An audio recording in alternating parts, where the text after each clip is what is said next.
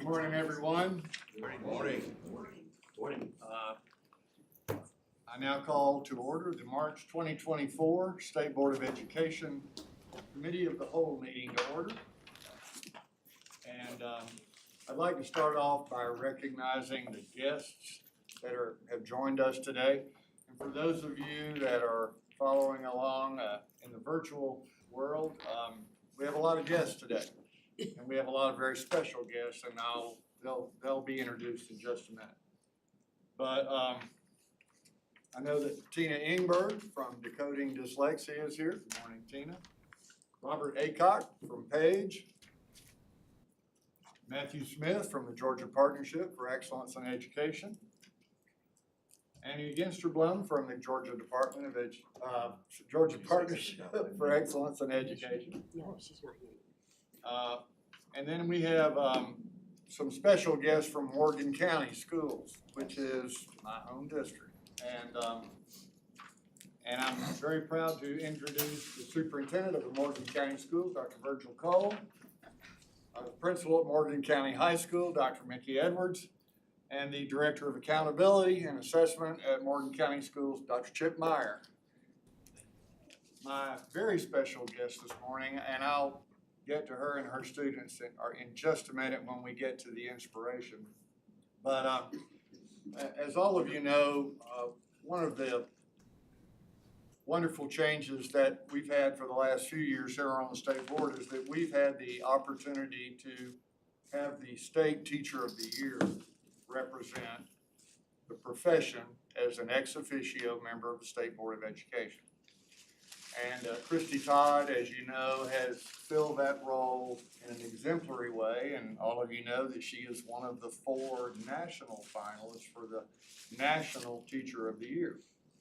Christy's not with us this morning. She had a previously scheduled speaking engagement up in Gainesville, but she was very disappointed that she couldn't be here this morning because we have another Teacher of the Year that I'm going to introduce right now. And her name is Jenny Cofield. Jenny, would you stand just quickly so everybody will know, see who you are? Yeah.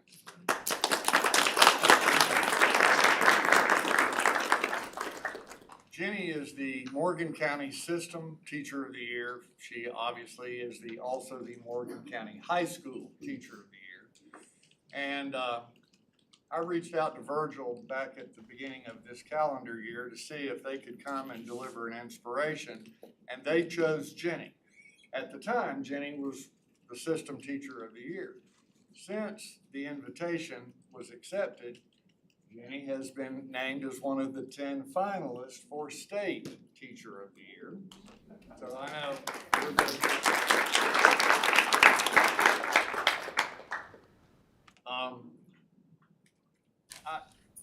it's really hard to do this because I'm so proud of the work that we do in Morgan County, and it's representative of the work that goes on in school districts all over the state. But I'm not going to steal the microphone anymore. Jenny, would you mind coming to the podium, please? Yeah. And I'm going to give you the opportunity to introduce the other guests that are with you as well as your students. And will you lead us in the inspiration for the morning?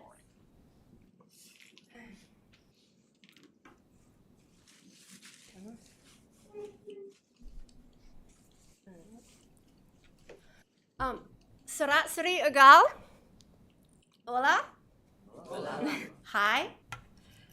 My name is Jenny Cofield, and I teach the English language learners at Morgan County High School.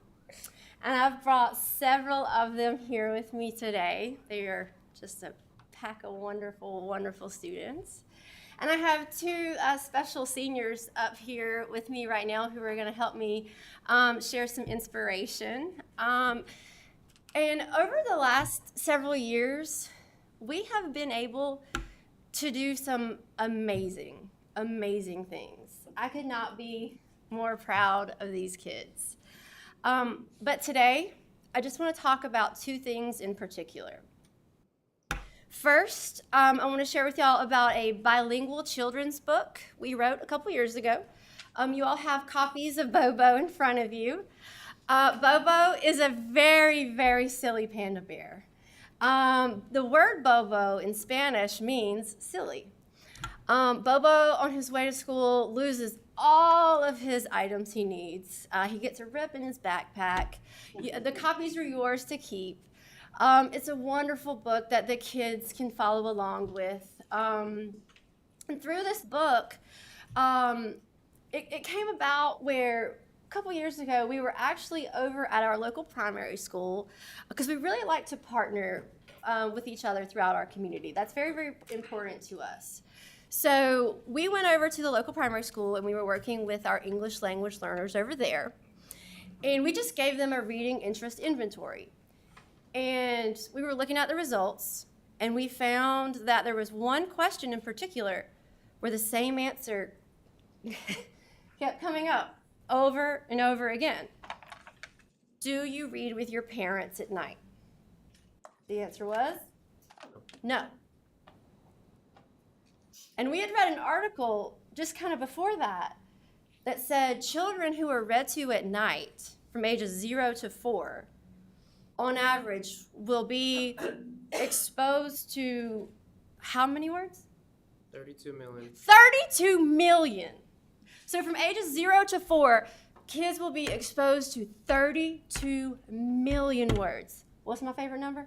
32 million. What's my favorite number? 32 million. I mean, it's incredible. So these kids are already at this deficit of 32 million words. And it did not sit right. This was not okay. So we decided to have a way, to introduce a way, to create a way for these Spanish-speaking parents to have, at night, time and a way for them to read with their children. And here comes Bobo, walking down the street. So we wanted to fill in this gap, fill in this deficit, so these Spanish-speaking, reading, and writing parents can fill in that gap for their kids. And actually, it came about where we were able to, John's been with me forever. I love him. And a lot of these ideas come from the kids. I can't claim a lot of these ideas. We came up with the idea to host a bilingual literacy night to kind of explain to these parents why reading is important, to teach them ways to promote this early literacy so that these kids, because it's, I teach high school, but it starts down here, right? So we really have incorporated ways in which we work with our younger students. And so we now have, that was a couple years ago, that was our first bilingual night, right, a literacy night, and we've hosted one ever since. And we've actually joined in with all 4 schools in our district. And our next one is actually next month. We'll be hosting another one. And it's just a great, fun way for parents and kids to come together and kind of learn why early literacy is so important. And it's amazing. And so all of this, the book, the bilingual literacy night, it got the attention of our local newspaper. And we kind of started partnering with them. And you all have copies of what we now have, a monthly 2-page spread called Dime Más. What's Dime Más mean in Spanish? Tell me more. Tell me more. And whose idea was it? It wasn't my idea. Again, these kids come up with so many great ideas. If you just let a child be creative, they will rise to the occasion. Dime más, tell me more. Give me more information. Tell me, teach me. So, and there's so, we were talking about this on the bus. There's so many unique and different ways to hit standards. We've got Georgia State standards, we can hit them in the community. We go out. These kids have reading, writing, speaking, and listening standards that are met by going out in the community, and we interview community members, right? We highlight them. These kids write every word of these articles in English and Spanish. It's not us, it's the kids. They pick the recipes, they pick the events, they pick the articles. Every word is from their choice, and it's amazing. We love writing these articles. It's a wonderful, wonderful thing that we do. And a lot of times, these articles and these people that we meet create these wonderful experiences and opportunities these kids would have never been exposed to. And I'm gonna let John here kind of tell you about one opportunity that really, really helped him, because it's really about making sure the Hispanic community knows more about Morgan County, and Morgan County knows more about the Hispanic community. And this opportunity for John, you tell them, but I really think it changed your life. You want to tell them about it? Good morning, everyone. I hope you guys have a wonderful, blessing day. I am John Solis Baracenas. I've only been in Georgia State for 2.5 years. I'm a senior from Morgan County High School. The second month of article that we ever wrote was talking about leaders in our town, including with the mayor, since he's the head of it. And basically, ever since we wrote that article, we gotten closer with the mayor, and he actually gave me a job for the summer job with him, and he gave me multiple, how would I say, multiple Like special projects. Yeah.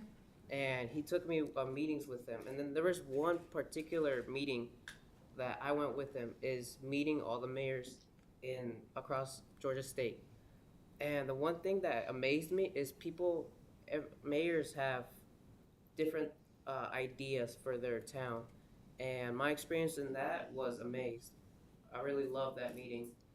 And then now he's helping me out enter the culinary program for Athens Tech. And I don't think you had planned on going to college, right? Never. And I mean, so I don't know about y'all's communities, but our city hall and our mayor has been such a supporter of our program. It's just been amazing. And again, it's all about connections and all about just reaching out and seeing how we as a community can support each other. And these kids take chances. And John has really learned in the years that I've known him how to take chances. And I feel like that's how he's learned.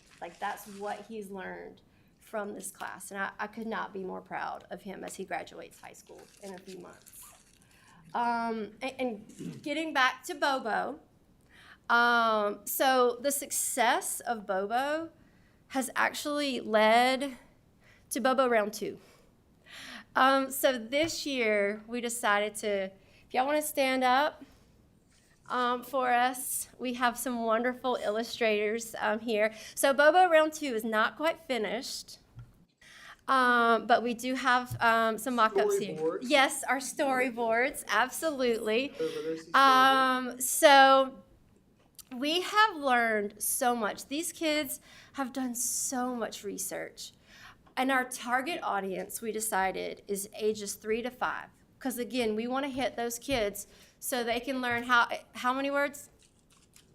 How many words? 32. How many words? 32 million! Absolutely! So our target audience, again, 3 to 5-year-olds. So we did all the research.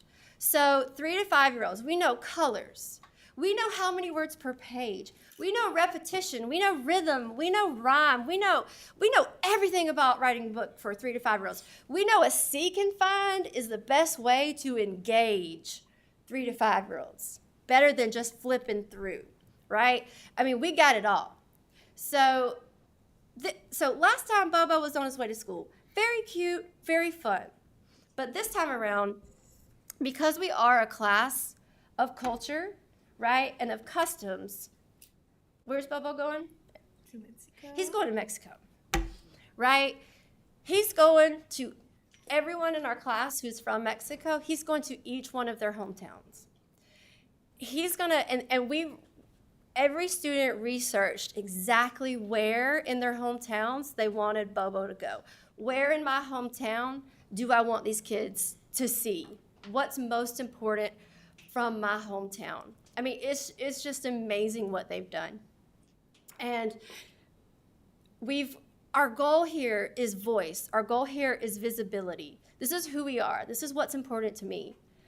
And inclusion in the community is also super, super important. And we've expanded that thought. And one of my favorite things we've done is expand our inclusion to, I'd like for y'all to meet TJ. Can you wave your hand? And Akili, can you wave your hand? Akili, can you wave your hand? There's Akili back there. So Akili and TJ are students from our class with students with autism. And having them join our class as illustrators, their artwork is beautiful.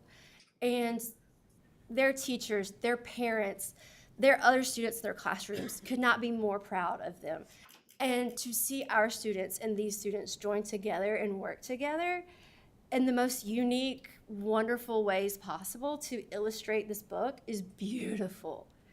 And the collaboration and the intricacies and the communication required to make this happen has just been one of my favorite experiences. You can't see it on the page, you see it in the classroom. So that for me will always be one of my favorite pieces of this book.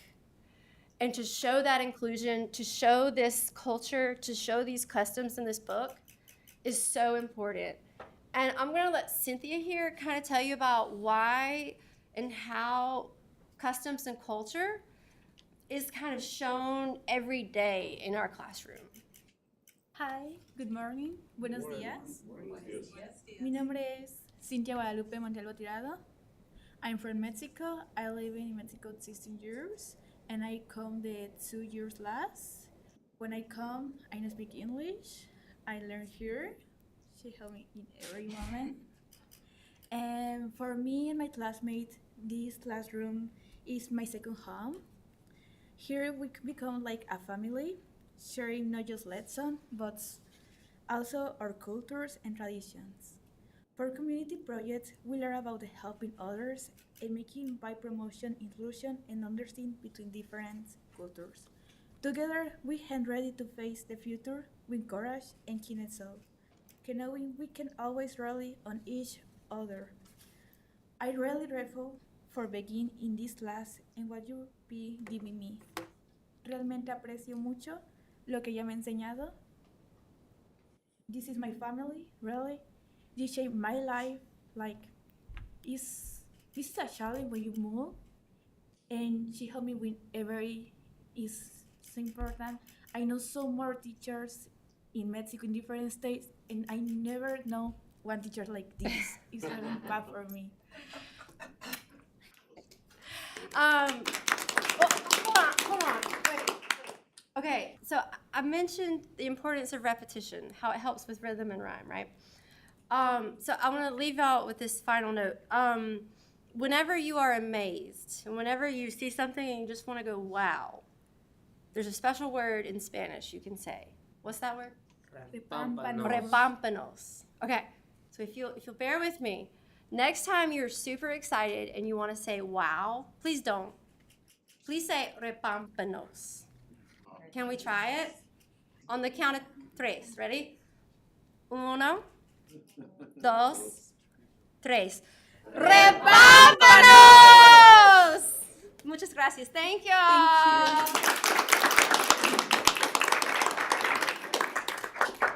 Would you and your students mind leading us in the pledge to the flag?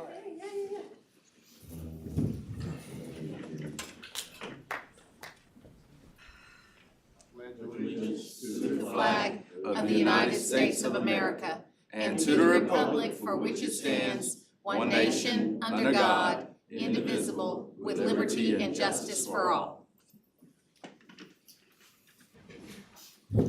Jeannie, and Virgil, Mickey, Chip, Caroline, thank you so much. Students, thank you so much for being here today. I think you got up pretty early this morning to go by and pick everybody up. Jenny drove around Morgan County this morning at 5:15 to 5:30 to pick them all up so they could get here. So they've already had a full day. But I just want to tell you how much we appreciate your willingness to come down here and inspire us with your stories and your work. and your product and also the future that all of you have. And we're very excited about that. Thank you so much for being here. And you can stay as long as you like. We're going to take a short break in a minute. So we would like to get a photo. Yeah, we love one, yes. And we'll do a break in a minute, and then we can get a photo up, and then you can decide if you want to stay or be on your way, okay?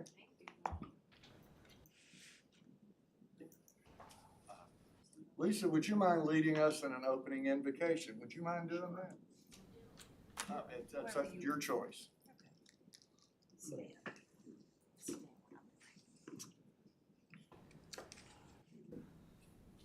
Good morning, everyone. Thank you all for being here. That was a wonderful presentation, and I love the book, looking through it. I appreciate it, and look forward to Bobo too. Let us pray.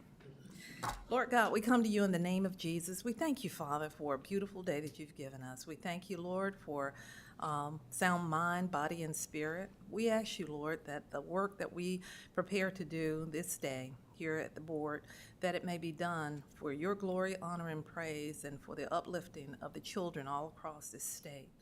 Father, we thank you for the administrators and the people in the DOE who work with us and by us, and we thank you for all of the different organizations that are about the educating of our children in this state. We ask you, Lord, to help us to be of sound mind, Lord, to do your work, your business here in this room and in this building today. Lord, I pray for the legislators up under the Gold Dome as it is sine die. Lord, I just pray that they will be mindful of any legislation that they allow to pass through to go to the governor's desk, and may the governor have insight on what needs to be done to make things better for our students and citizens across this whole state.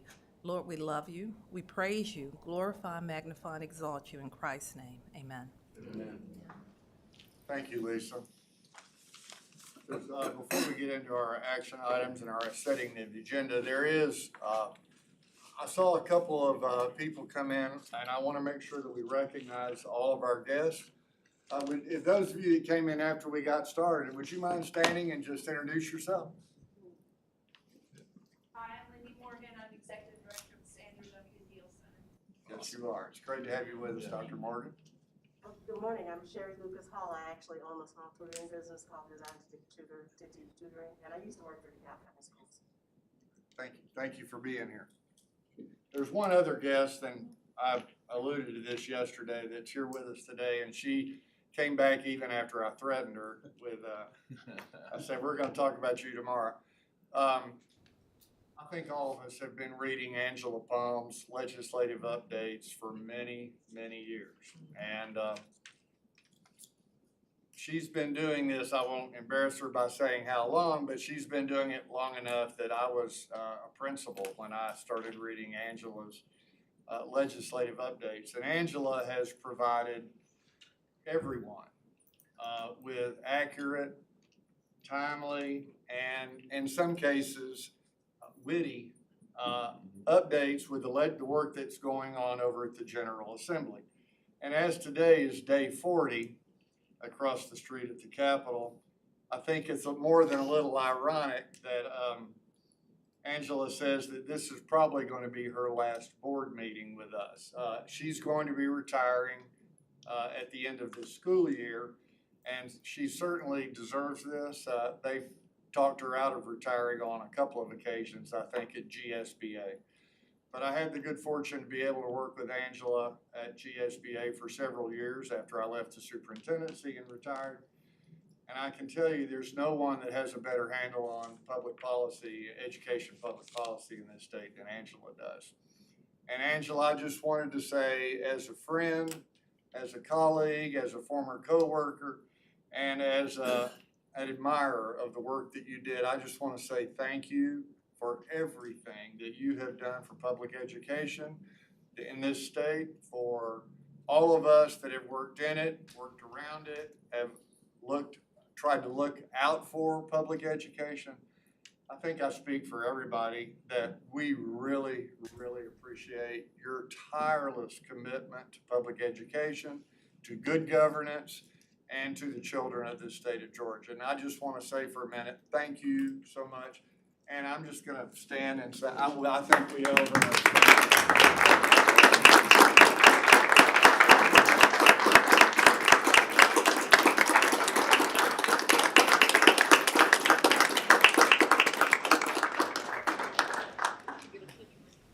We'll get a picture with you too during the break if it's okay.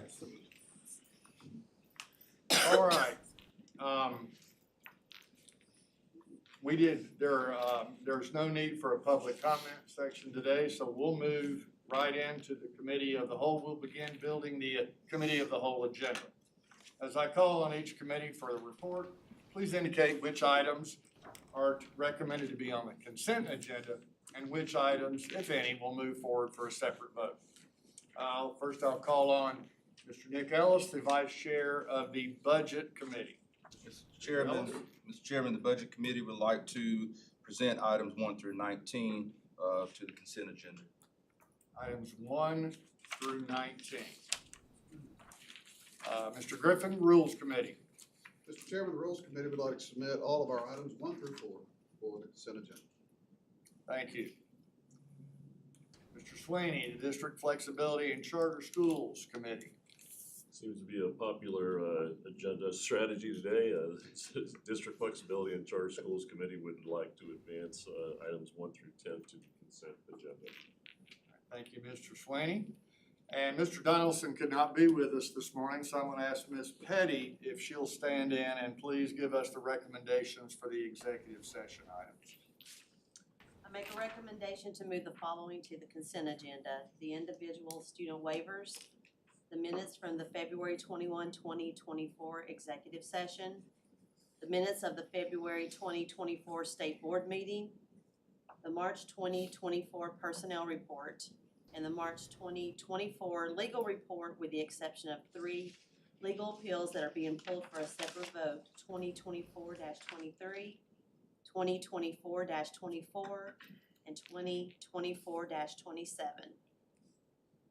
All right. Those items will be added to the agenda as appropriate. This concludes our committee of the whole meeting unless there's any other business that comes before this.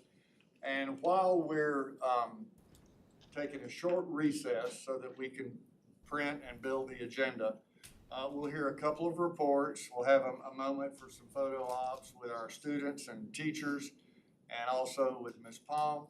And then we'll reconvene and go through the agenda.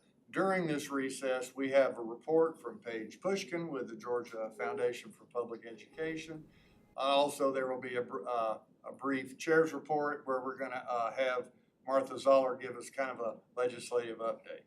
Are there any other reports, Superintendent? No, sir. All right. All right, then we will recess for a few minutes in order to get this done. It'll probably take us 10 to 15 minutes, but you're welcome to stay because there will be some reports that will happen during this time. All right, we are in recess.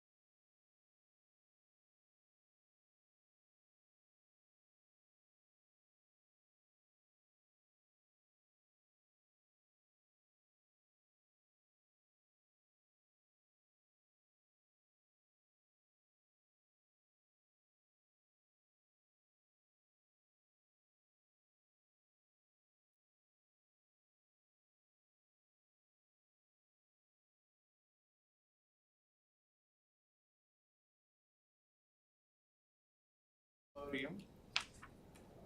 As all of you know, and those of you in the audience, I'm sure know, Paige represents the Georgia Foundation for Public Education.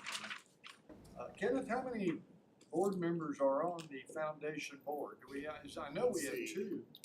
Are there three? You mean from the state? From the state board that are on? Officially two. Two. And an ex officio. And an ex officio. If I'm getting And this. you're the ex officio? I'm not. Okay. He's a chair. So I was, You're the chair. so I was sort of, maybe you can tell that history.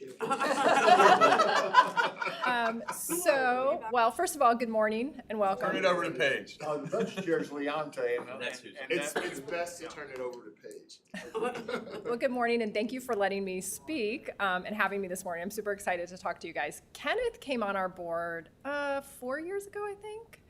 And yes, by law, the finance person, chair, is the ex officio board member on the Georgia Foundation for Public Education. But he wasn't in that role, so I'm not sure how you got to us, but we're grateful that you did. And then Matt Donaldson served, and Matt enjoyed being on the board so much, he asked if he could stay, and we said we would love to have you stay. So he has, and now we have Leonte. So we're thrilled to have state board participation. And so I'll jump into the presentation though. So good morning. I'm Paige Pushkin. I'm the executive director of the Georgia Foundation for Public Education. And I started almost 8 years ago. And it has been so exciting to see the foundation grow and to be able to work with what you all are doing and what the DOE is doing. And because I haven't presented in a while, I thought I'd give a little bit of background just in who we are. We were formed in 2010 by an act of the state legislature to be the philanthropic arm of the DOE. Initially, we were funded with the Apple license plates. So if you have one of those, thank you. If you know somebody who has one, thank them for us, please. And we still receive funding from the license plates. It's about $120,000 a year. And then we can also take donations from corporations, family foundations, and individuals. And that has really been the bulk of the funding that we have received. And then as of January 1st of 2022, we added the Peach Education Tax Credit, which I'm most excited about and most excited to talk to you about this morning. Our mission is educational excellence for students in Georgia. We support programs of the DOE as well as we give grants throughout the state. I was reviewing 116 grants yesterday for our Innovation Education Fund, which is super exciting. We also do, which you all might find interesting, the Rural Education and Innovation Fund, where last summer we invited up to 10 of the smallest, kind of neediest school districts to go through a capacity building 3-part series with us. And at the end of that, they received a $20,000 grant to really tackle any problem that they wanted to tackle. So we love being able to really get funds everywhere around the state. And then we also support our 3 state schools, Atlanta Area School for the Deaf, Georgia Academy for the Blind, and Georgia School for the Deaf. We have 4 priority areas per our strategic plan. Equitable opportunities for children in every community, and I've kind of already touched on that. Students prepared for local workforce. We find that a lot of what we do really is the workforce component. We want to make sure students are mastering grade level literacy and numeracy, and obviously that they are safe and healthy. So this brings us to the Peach Education Tax Credit, which is a super exciting opportunity. Brooks Coleman, when he was a representative, actually started this tax credit, and it was really to kind of mirror what goal the private school scholarship tax credit was providing at the time. This tax credit is capped at $5 million. Currently, we're waiting for some legislation to be signed that would increase the cap next year to $15 million, and we're excited about that opportunity. But right now, for the remainder of this year, it's a dollar-for-dollar tax credit that individuals and corporations can receive on their state income taxes. If we receive the funds directly, we give them out in the form of grants, but I'm going to talk to you about something that we've started with schools and the way they're using the tax credit to raise funds locally. If you haven't contributed yet to the tax credit, I would encourage you to please go to our website and do this. These are the limits. If you're a single individual, you can give up to $1,000, married filing separately, $1,250, married filing jointly, $2,500, S-corp member up to $10,000. And the real opportunity, and the one we're most excited about, is that a corporation can give up to 75% of what they owe the state to this tax credit instead. So what I tell, especially to corporations, is if you have $1 million to give out, and then you owe the state $100,000, now you have $75,000 extra dollars you would have been paying anyway. Now you can direct it to your future workforce. So it's really like a redirect of money that you would already be giving. It's not as if we're asking them for new dollars, and they usually find that pretty exciting. So how do you actually get the tax credit? Again, if you haven't been to our website, please visit it. It's a really simple process, and I know Matt showed the video back in December on how you actually go through the process. But basically, you go to our website, gfpe.org, you click on a navy blue box, it takes you to an application that takes several minutes to fill out at most. There are drop-down menus where you can choose where your dollars go, or if you don't choose, they come to us directly, which we give out in the form of grants. We work with the Department of Revenue to make sure that your application is approved. Once it's approved, you have 60 days to actually make the payment or the donation, and then you claim it on Form IT-QED TP2 when you submit your file electronically. So this brings me to the part that, when Kenneth and I sent out an email a month or so ago, telling you guys kind of what school districts in your areas were actually using this plan, which we call it the school fundraising plan. And this is what we say, we present this to schools all the time, saying, if you want to fund innovation at your school or district, we would like to help you do that. You can submit up to 3 innovative projects to us. And that the definition of innovation is in the little gray box there on the PowerPoint, but it targets the root cause of a problem. It's inclusive, it's disruptive, transformative, contextualized, it's a breakthrough approach, and finally it's collaborative. And we're just asking, schools and districts, tell us what you want to do that we could help, this tax credit could help you fund. We give then basically them the opportunity, once we approve the project or projects, to market the opportunity to their local community. We say raise a minimum of $10,000. On average, with the partnerships that we have now, schools are wanting to raise about $972,000, but it ranges anywhere from $60,000 up to $5 million. And remember, we have a $5 million cap, but we're building demand to outpace our supply because we haven't hit the cap yet, but we will. And then basically, you report back to us how funds were used, because we want to make sure that we're being responsible with the dollars that are coming to us and that we can always account for the way the tax credit is being used. Yes. I just wanted you all to realize that definition of innovation, we took a long time to get there. And because Paige and her team saw a lot of grants that were, hey, we just want STEM kits. And at some point that does not become innovative, especially when we start talking about making transformative change for the whole child in your unique school setting, in your unique community. And so you can see we put a lot of thought into that definition, and again, building capacity, rural, urban, suburban, wherever you are, how do you create that innovation in concert with your instructional requirements? And so I'm really proud that that definition has lived, and the schools are reaching that definition in unique ways. Yeah, thank you. Yes. And thank you for bringing that up about STEM, because while, I think I'm a firm believer that there's a good and a bad side to everything, right? And so you have this good idea, which is we needed more science and technology and all of that into schools. And then for a while, that's all we do. And then we forget about the other part. And now there's a movement for classical education to come back.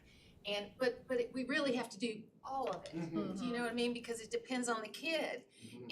And the one thing that I think I've learned from this experience, but also I've learned from being in a lot of schools, is that consistency means you want to have the same outcomes, which means that you want the kids to have the proficiency at the end that you want them to have. But getting there can be very different. Right. And thank you for addressing that with what you're doing.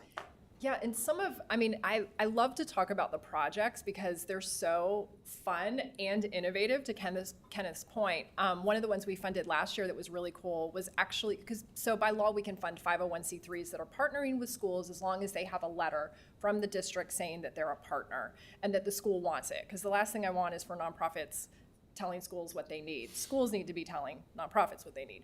So this school and nonprofit partnership actually brought keyboards to an elementary school because they said, we think that if they learn keyboarding, it's going to help their math scores.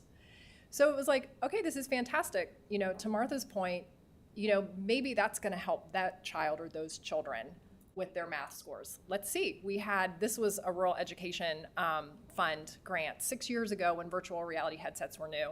But we had, Tatnall Middle School wanted, I think it was at the time, like 6 virtual reality headsets, 8, not very many. And they said that literacy scores will go up 10% in a year. And we were like, all right, let's try it. It's like a $3,500 grant. It wasn't even that much money. And at the end of the time, one school year, literacy scores had gone up 13%. So I love what we get to do, which is kind of step outside the box a little bit. We don't have the same constraints and let schools kind of take an innovative approach. Even before we had the tax credit, we were getting to do that. So it's just really, it's fun and it's exciting to see, kind of what they're doing. So after we, kind of empowered the school districts to raise funds, then, we tracked what we did last year. So last year, the amount of credits sold in 2023, it was $2.2 million. 84% of that was from our school fundraising partners. And only 16% of that was from the Georgia Foundation for Public Education. And as Kenneth said, we're a pretty small team. It's myself, it's our Director of Grant Strategies, Jacqueline Colonna, and it's our Director of Finance, Karma Jordan. And we get some part-time help from Deani, she's fantastic. So, this was our way of how can we kind of multiply ourselves outside the state or outside of our foundation. Right now we have 30 partners wanting to raise about $30 million with us. So right now in 2024, we've raised a little bit shy of $600,000. 60% of that is from our school fundraising partners. That says 28 partners because it's jumped up in the last few days since I submitted my PowerPoint. And we have 5 partners who have hit their fundraising goal with us. So what that means is they've basically completed, they've set a goal with us and they've completed 1 round of raising the funds and then they have applied again. So some of the questions we get asked from these school districts will be, well, what if we don't raise the amount that we set? What if we want to raise, $500,000 for 3 innovative projects and we don't hit the $500,000? So far that hasn't happened. But our response is, we would just ask that you subgrant the money to innovative projects and we would talk through that with them. Our whole, mindset around this is how can we partner? We like to kind of talk through the innovative projects as they're developing them so it's not a waste of time for the school district and we're not saying no. We'd rather get to a point where we're like, yes, with this application. We've had people say and actually over-raise their goal. And then we hold on to the funding for them and we make sure that then it goes to their next round of projects. We've even had people that, come onto the website and they'll call me and they'll say, well, I don't know why, say Foothills Charter School's on there, but can I give to Foothills? Yes, please. Give to whoever you want to, just give your tax credit dollars. So we feel like it's a win-win. We've had some really great successes. Ben Hill County Schools got a $640,000 tax credit gift, 1 gift. Their goal had been to raise $580 million, and they got $580,000, and they got $640,000 right off the bat. And then Gilmer County wanted to raise $250,000, and they got a $250,000 gift right off the bat. So it's pretty fun. So this is a map that is mostly where we are. We've added some, as I've said.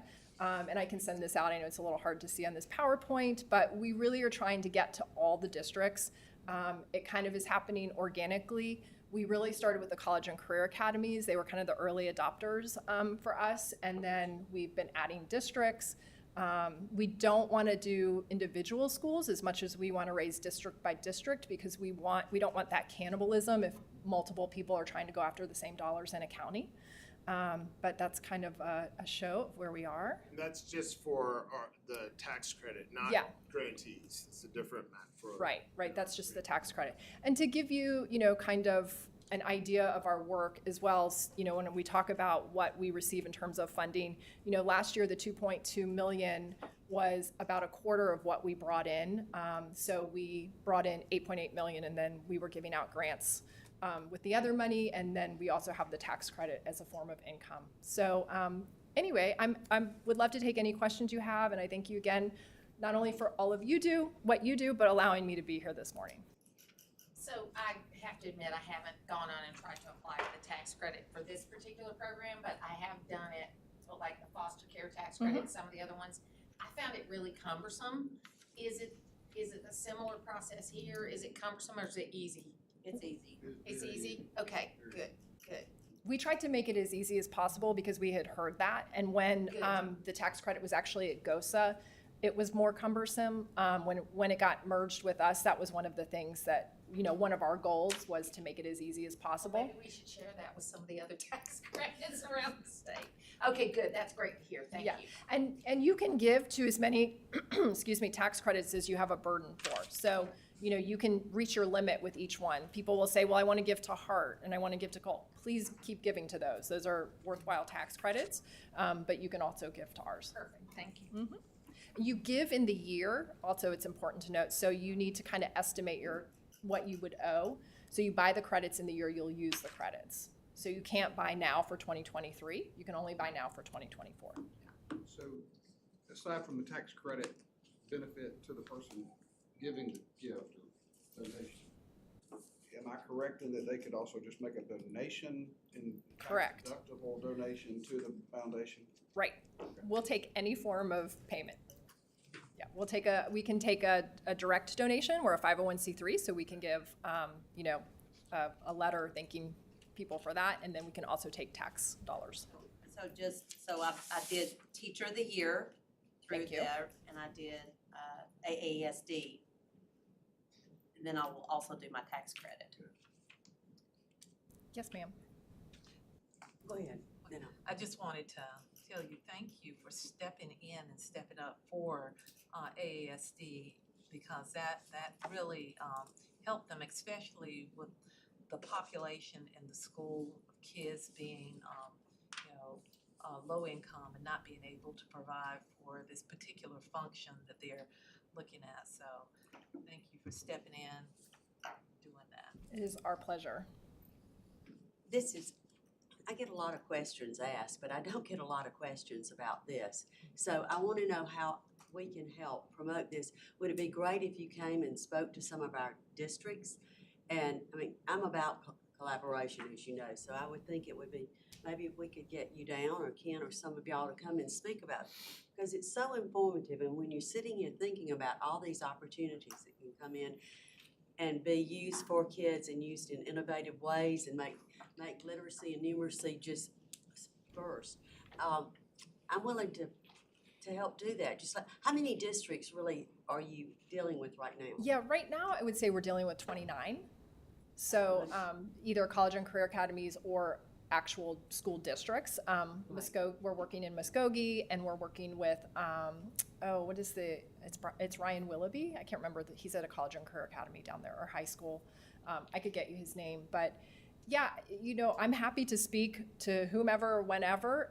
Invite me if I can't be there in person. I've done tons of Zooms, and usually it takes several times of hearing it, and I'm happy to explain it to a district and then get on to a school board. I've done that, to chambers of commerce, anybody that I can talk to about the tax credit, especially because it's such a no-brainer. It's such a great workforce development tool for a company to be able to invest locally in their school district. It's like, why would you not do this?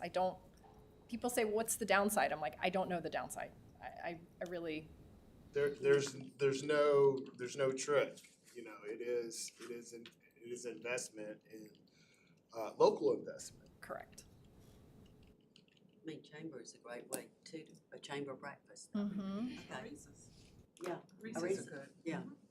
Okay. We'll talk. Okay. I'll be glad. Sounds good. Any other questions or comments for Paige, Kenneth, thank you Thank for you, your Paige. leadership there, and I'm really happy that we have 3 state board members that are on the Yes.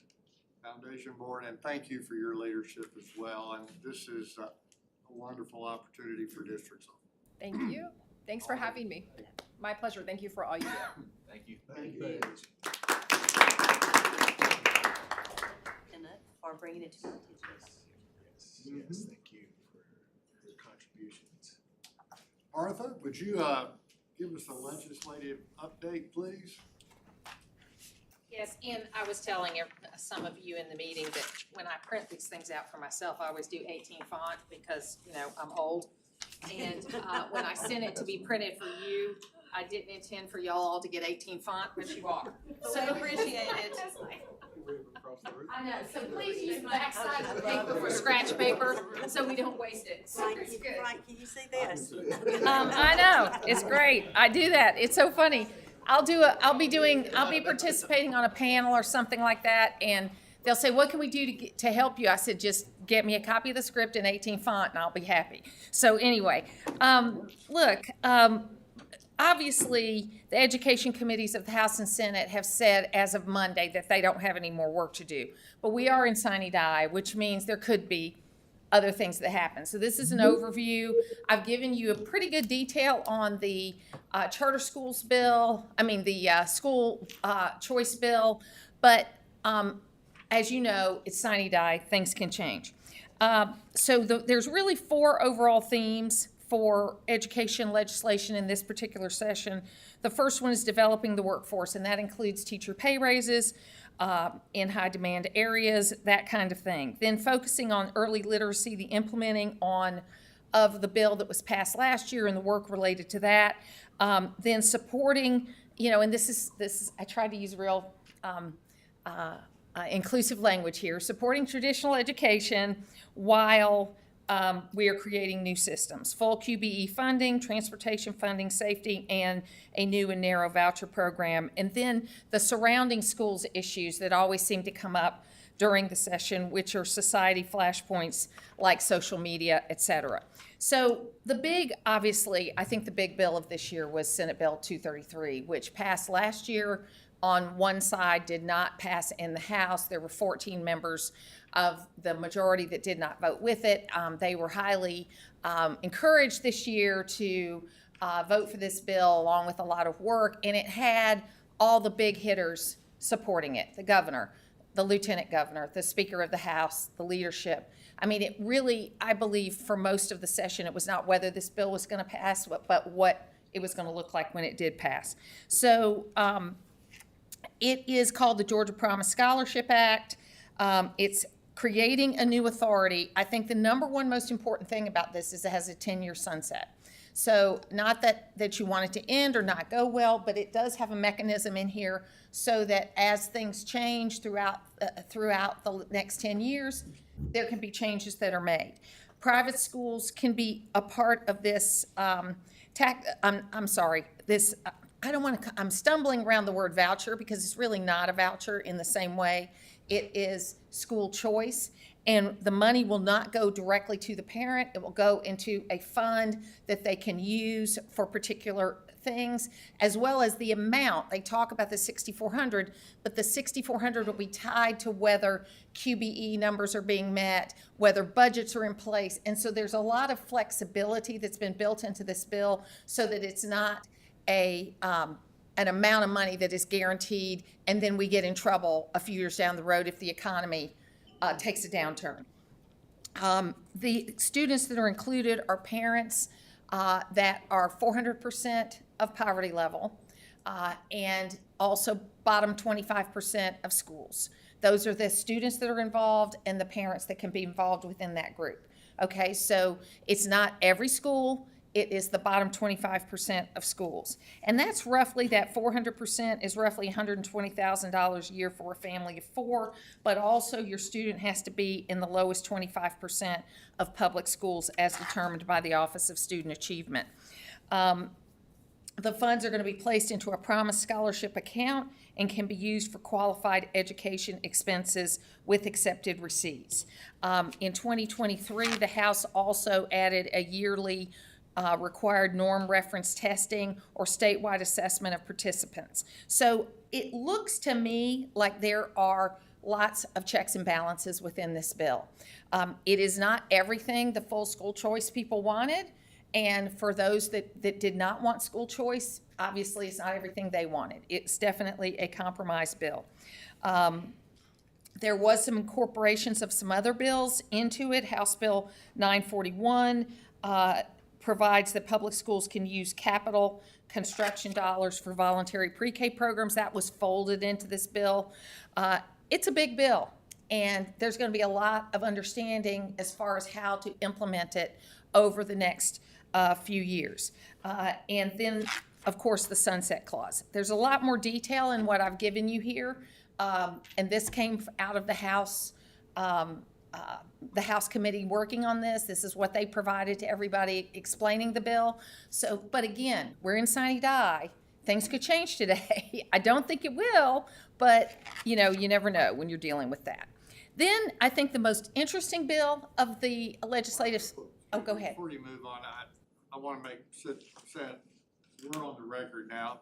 You said $6,400. It's $6,500. Oh, okay. All right, I could be wrong. Okay, 6,500. Yes.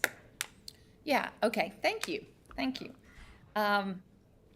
I thought the most interesting bill of the session was House Bill 1104 because Representative Amari Crawford, a new member out of Decatur, kind of started out with a bill that was kind of a vanilla sort of bill, didn't have a lot in it, and after crossover day, a whole bunch of stuff got put into 1104.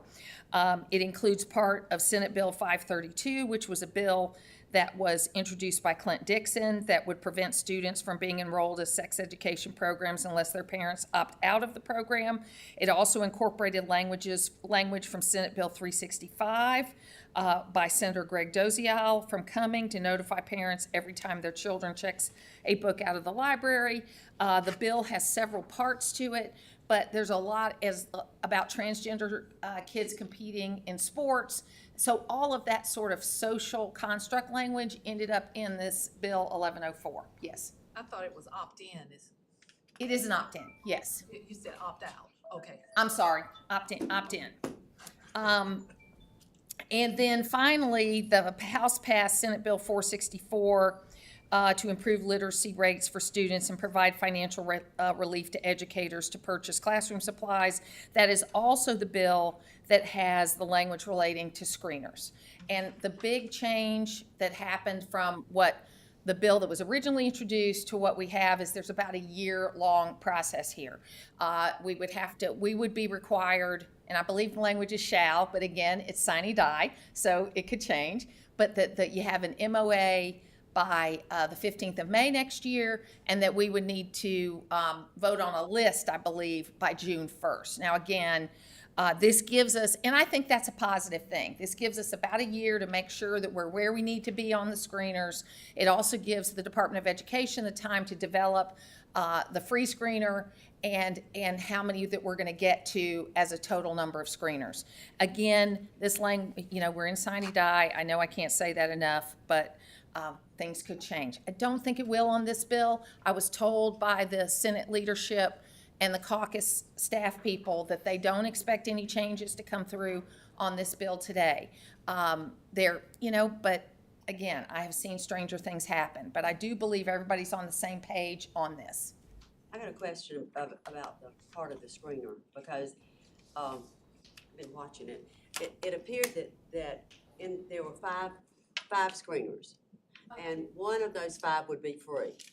And I don't think, Richard, am I right? I don't think the one from DOE was in that list because it wasn't developed, and there was some talk. What hasn't been developed yet, that's right. So I think it's 5 that are on the list that we have, and Dr. Morgan, if this all goes through, and I think it has gone through, that bill as of yesterday, it's sitting on the governor's desk, then I think it will open up for a team maybe to come together.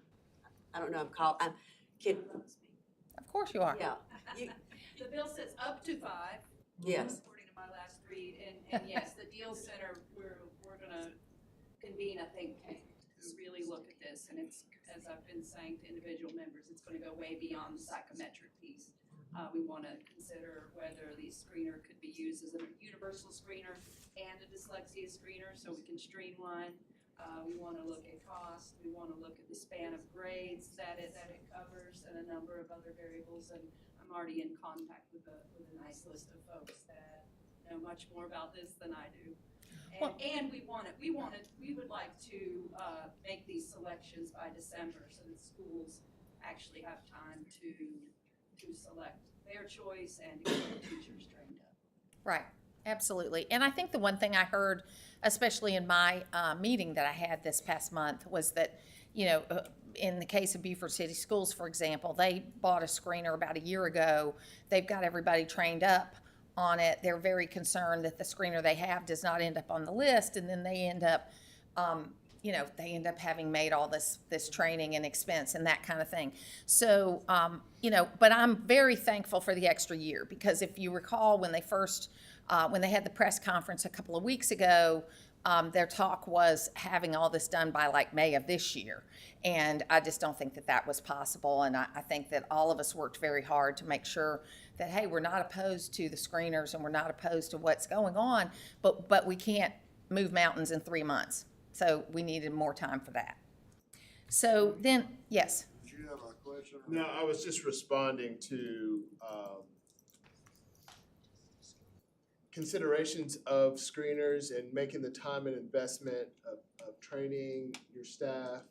Yes, but I wonder if there's consideration in the evaluation of how well that training, getting the results translates to impact for students and use of this data in classrooms. Because if it's cumbersome and the data just stays data and doesn't equate action for change for individual students, then we're kind of still spinning our wheels for families. I think that's an important variable too. Okay. I overall think we've made a lot of great progress in this legislative session, and I think that it is clear that the legislature understands the importance of education. But again, I think there was better communication this year, because you have to think about timetables. You have to think about how you're going to move things forward, and I think you see this reflected in a lot of the legislation. In Senate Bill 440, there was bipartisan legislation that made revisions in the Georgia Accelerated Career Diploma Program. Also, that there was more work with Georgia's technical college system. And so those were a little less controversial issues, but they also were issues that we dealt with. And then finally, Lee Hawkins carried a bill that funded defibrillators in schools. So, and obviously this is not an exhaustive list, but I think it's the high points that we had here. And, it's an exciting time to be a part of education in Georgia. And our schools are doing well overall, and there's a lot of work to be done. But when I see, especially I deal with my grandchildren that are in Kentucky where their schools were completely shut down for over a year, that we have so many more options in a lot of ways, and so we're in the right direction and we're working together and we're talking to each other, and I think that's important. Thank you.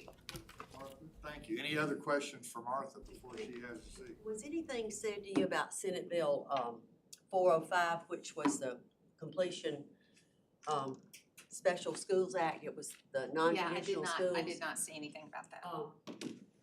Okay, because I think a lot of us, Did it? it got attached to 2 other bills. I don't know what happened. Seeing you and I had talked about it. I'm sorry, I don't know. I'm just looking at a couple of updates that I got last night. And maybe somebody in the audience that writes this keeps up with it. It's hard to keep track. It is. Didn't the portion of 405 that closed the gap between 18 and 16, was that attached to another bill? It was, and it passed. It was and it passed, okay. It's gone. All right. Was it Chris Irwin's bill? Rodney, I'm sorry, I didn't hear you. I said it's gone to the governor. Okay. It was attached, maybe House Bill 338. Is that Chris Irwin's bill on technology? And what, Yes, House Bill 338, Chris Irwin's House Buddy bill over here, where it was attached. You made it. So it passed? He says on the Yes, governor's but minutes. apparently that part of it has attached to another bill and it did pass, so is that, I need some, Yeah, the latest note that I had that it had to go back to the House for agreement. So I'm not sure. She said attached to the amendment, they've got, they changed it, so it's gotta go back. to the So originating house. stay tuned. Okay. But it's Yeah. still, Yeah. apparently it's still. As she alive, said. right? I'm So it's gotta go back to the House for agreement. So it's got, yeah, so today is the day. All right. Martha, thank you. You're welcome. Yes. Both, before we take action, take our agenda items, at your place, and we just distributed this as a process overview report from the Governor's Office of Student Achievement about the milestones audit that will be going on between now and, I guess, for the next, during the testing program. We will get a full report from GOSA on this at our May meeting, but they wanted you to have this at your place so you can kind of know how the process works and basically what they're going to be doing during this audit of the assessment milestones.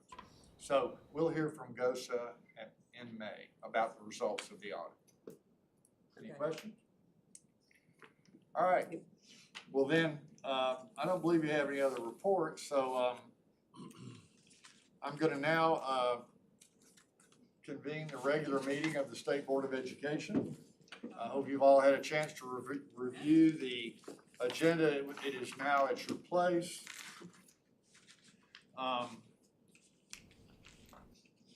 Any questions about it? You'll take a minute and look at it. If not, I will entertain a motion to approve the agenda as printed. So moved. Second. Motion by Griffin, second by Ellis. All in favor? Aye. All opposed? All right, motion carries. I will now entertain a motion to approve the consent agenda. So moved. Second. Motion Sweeney, second Zoller. Any discussion? All in favor? Aye. All opposed? Thank you very much. The motion is carried. I know there are no budget committee items to be pulled for a separate vote. Is that true? That's still true, Mr. Ellis, is that right? No budget committee items to be pulled for a separate vote. All right, thank you. And no rules committee items to be pulled for a second vote. That is correct, Mr. Chairman. Nor are there any district flexibility items to be pulled, correct? That is correct, Mr. Chair. All right. Then I will now entertain a motion for the executive committee items that are pulled for a separate vote. The first item is, yes, would you please read the item, please? First one is recommending that the State Board of Education reverse and remand with instructions the decision of the local board in case number 2024-23. Any discussion? Motion to approve. I'll entertain a motion to approve. Thank you, Mr. Sweeney. A second, Mr. Downey. All in favor? Aye. All opposed? All right, next. It is recommended that the State Board of Education reverse the decision of the local board in case number 2024-24. A motion to approve this recommendation. So moved. Mr. Griffin, a motion and a second. Second by Downey. All in favor? Aye. All opposed? All right, the motion carries. Next item. It is recommended that the State Board of Education affirm in part and reverse in part the decision of the local board in case number 2024-27. I'll entertain a motion. Ms. Kennemore, a motion. Second. Second by Mr. Ellis. Slightly beat that Mr. Sweeney didn't punch there. Any discussion? All in favor? Aye. All opposed? Motion carries. That completes the official business for our agenda. Before we adjourn, are there any statements for the good of the order or comments that someone would like to make? Chairman, I know a lot of Mr. us Downs. have our hearings coming up. I think Mr. Sweeney and I have the same date, April 16th. I think I saw Helen's got one on the 15th. Mine's on the 30th. Okay, Mine was last month. right. How'd that go? It was good. We had about 15 people. It's when people are not unhappy, they don't show up very much. So it's like, the biggest one I had was a couple of years ago when people were very concerned about school boards, and we had 70 or 80 people at a meeting in Lumpkin County. So usually it's a good sign. Frank, didn't you have one in Muskogee? I did. We had it at Muskogee County School Board office. Dr. Lewis hosted us there, and we probably had 20 or 30 folks. There's a group trying to start a charter school in that district, so they were there in mass, and they were, everybody was cordial and very open and willing to discuss and debate issues. So we had a good time. Mine was good. You had the first one. In February, right? At AASD. Yep, yeah. Well, those of you that, yes, Helen? I just saw Joy Hawkins out there, and I know she passed these out. Well, yeah, we passed that. Is there any kind of nuggets in here, just little things for us to, I know this is a lot to read, but I'd love to hear just a short, brief summary of a little of. Well, I think the biggest thing is this is Cliff the note. first audit that we've had officially. Last year we had a random selection because we didn't have a previous year's milestones. And so we have flags, as you may recall, we have 4 flags through GRC, and that's the first round. And so then we do a test audit. And so we give the schools, and we're in that stage right now, giving schools the opportunity to respond to those flags or some kind of act that was all over the system. And we have not had anything major since I've been here in 2019. So I don't expect anything, but we will have run that wall of flags. We'll have about 50 schools that we will monitor this year. And so it'll be our staff going to these schools and monitoring, and it is sort of a surprise visit. All superintendents have been on notice that it's possible that they'll be monitored. So those are the main nuggets. Okay, sounds good. And one other question. Thank you. Obviously, we're not gonna do strategic waiver, but was it sent to us? The report? The report? Yesterday we talked about, Susan maybe doing a haven't seen 5 or it. 6, I've been and y'all were gonna talk about it, but obviously it's not. I don't have an update for you, Helen. It's TIF, I mean, you'll be getting it. Just okay, let us finish the session, please. And we can, well, we got somebody we here get the that can talk strategic about it. report. We get the report to you. Strategic waiver. All right, we obviously don't meet in April, so we'll have that report in May. All right. Also in May, I want to remind the task force that's been assembled that we'll get an update from the accreditation, Senate Bill 204. We have a task force that's looking into setting standards for accreditation agencies. We'll hear a report from them in May as well. Okay? Anything else for the good of the order? Happy Easter. Thank you. Just another bill that you're probably gonna probably need to deal with down the road a little bit. It was HB 51, I believe it was. Yes, that's laws amending the private transportation bill that was passed that we debated, 2 years ago or so now. It's passed the House and the Senate and it's headed to the governor, but what that does is, I don't know if you remember when it said they could use alternate transportation, it was only for IEPs, McKinney-Vento, and that entire language has been stripped. Okay.